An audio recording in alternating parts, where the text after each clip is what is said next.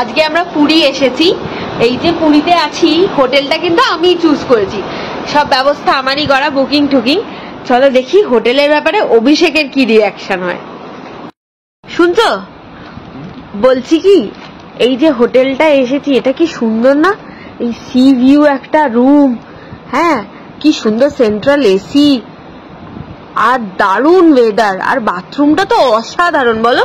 হ্যাঁ বাথরুমটা, হ্যাঁ হ্যাঁ বাথরুমটা সেরা, তাই না? বাথরুমটা সেরা, বিশেষ করে আমি বলছি, বিশেষ করে আমি শোনো, বাথরুমের সেরা জিনিসটা আমি বলছি। হ্যাঁ বলো বলো। বাথরুমের একটা দেওয়াল জুড়ে আয়না আছে। আচ্ছা, ঠিক আছে, এবং আয়নাটা কোথায় আছে?